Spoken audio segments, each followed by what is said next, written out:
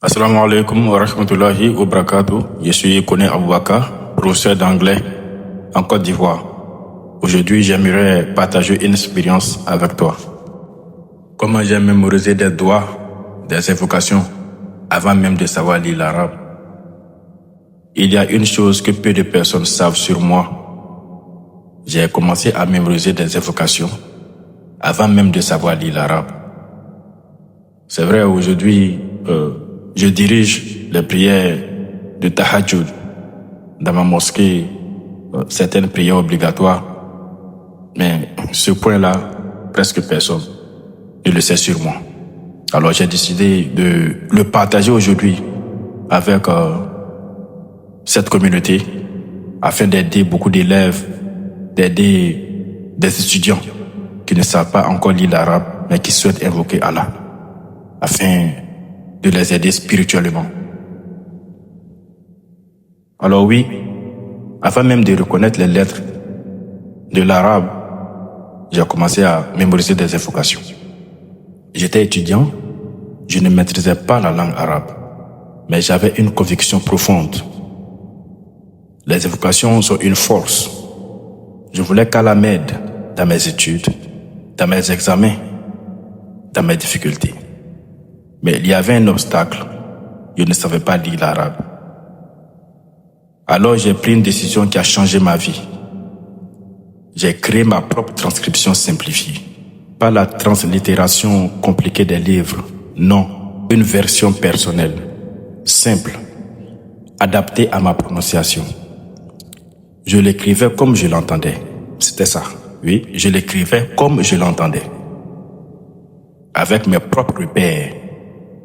Et c'est ainsi que tout a commencé. Si cette histoire te parle déjà, alors prends une seconde pour liker cette vidéo et t'abonner pour plus de partage d'expérience et de motivation. Peut-être que cette méthode aidera quelqu'un autour de toi. Je prenais une invocation courte. Par exemple, la doua Ya Muqallib al-Qulub, Sabbit Qalbi ala dinik. Alors, lorsqu'on prend cette doua, Ya Muqallib al-Qulub, j'écrivais par exemple pour Ya, je mettais Y et 2 A. Pendant que pour les transcriptions que nous voyons d'habitude, le Ya est tiré avec un accent, un trait au-dessus du A. Mais moi, je ne faisais pas comme ça. Je mettais Ya avec 2 A. Ya Muqallib al-Qulub. J'ai choisi de faire de mon OU le U. Donc, le M minuscule avec U, Muqallib al-Qulub. Le Ko ici, c'était mon Kof, la lettre Kof, c'était le Q pour moi. C'était le Q. Donc, Ya Ko, le Ko, je mettais accent sur le O pour faire mon O. Donc, Ya Muqallib al-Qulub. Ici, il y a un shida. Pour ceux qui savent lire l'arabe, il y a un shida sur le L qui le rend lourd. Donc, qu'est-ce que je faisais? Je mettais 2 L. Donc, Muqallib al-Qulub. Je mettais 2 L. Ya Muqallib al-Qulub. Donc, B-A-L, Muqallib al-Qulub. Pour Qulub, je mettais Q. Je mettais Q encore. Q. Donc, je mettais U. Q-U. Ya Muqallib al-Qulub. Qulub, donc Q-U-L-U. Et puis B avec E, accent circonflexe. Ya Muqallib al-Qulub. Sabbit Qalbi ala dinik. Le Sabbit Qalbi ala dinik. Donc le sa.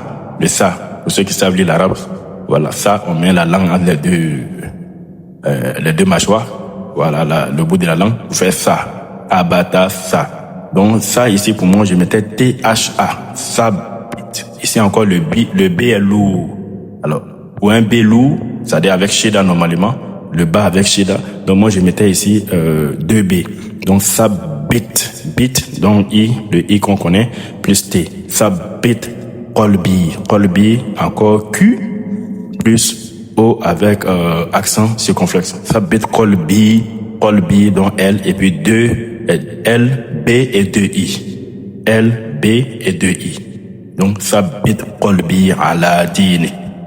Bon, c'est la même chose, hein. Le A ici, voilà, pour ceux qui savent lire l'arabe, le A, je mettais apostrophe A. Donc A, ala, donc L, et puis 2 A. Ala dinik, D, 2 I, N, I, K. Ya muqallibal qulub, thabbit qalbi ala dinik. Donc j'arrivais déjà à lire les invocations avec une prononciation vraiment bonne, voilà, avant même de savoir lire l'arabe. Alors, bien, au lieu d'écrire en arabe, je notais sur des bouts de papier que j'avais partout sur moi. Je répétais encore et encore dans le bus, en marchant pour l'école, avant de dormir. Je ne comprenais pas encore toute la grammaire, mais je ressentais la connexion. Et progressivement, les doigts sont devenus naturels. Alors une fois de plus, si tu trouves cette méthode utile, like cette vidéo et abonne-toi pour plus de techniques concrètes et de partage d'expériences. Ensemble, on grandit. Puis quelque chose d'incroyable s'est produit. Mes études ont commencé à se faciliter. Mes examens, mes rédactions, ma maîtrise, mon master, puis mon doctorat. Je ne dis pas que c'était magique, mais sans travailler énormément, les choses se facilitaient pour moi. Il y avait une certaine sérénité, une fluidité avant les examens, avant ma soutenance de thèse. Je répétais mes doigts, calme, confiant, convaincu qu'Allah facilite ce qui semble difficile. Et il l'a facilité. Il l'a fait pour moi. Si cette histoire t'inspire, like cette vidéo et abonne-toi, que nous puissions continuer à partager ces expériences qui renforcent la foi et la motivation. Mais le plus grand bénéfice, ce n'était pas académique, c'était plutôt spirituel. Les doigts m'ont appris quelque chose. 1. La constance. 2. La patience. 3. La dépendance envers Allah. Elles ont renforcé ma relation avec lui. Et progressivement, j'ai commencé à apprendre l'arabe. Parce que l'amour des invocations m'y a conduit. Si tu veux plus de partage, d'expérience, de méthodes concrètes et de motivation, abonne-toi maintenant et active la cloche. Je tiens à dire une chose essentielle avant de terminer. Cette méthode ne doit pas être un prétexte pour ne jamais apprendre l'arabe. Elle est une transition. Elle doit servir de transition. Elle doit servir d'aide. Elle doit servir de tremplin. Elle doit servir comme moyen d'améliorer la prononciation en attendant de savoir lire correctement. L'objectif donc reste d'apprendre la langue arabe, la langue du Coran. Aujourd'hui, tu ne sais pas lire, ne reste pas bloqué. Commence. Commence. Oui, commence. Même avec une transcription simplifiée. Allah regarde l'effort. Peut-être que ta réussite commence par une simple doigt, une simple invocation mémorisée aujourd'hui. Tu as sûrement une histoire pareille, une expérience comme ça à partager avec nous. Alors n'hésite pas à partager ton expérience en commentaire. À la prochaine pour un nouveau partage d'expérience. Assalamu alaikum wa rahmatullahi wa barakatuh.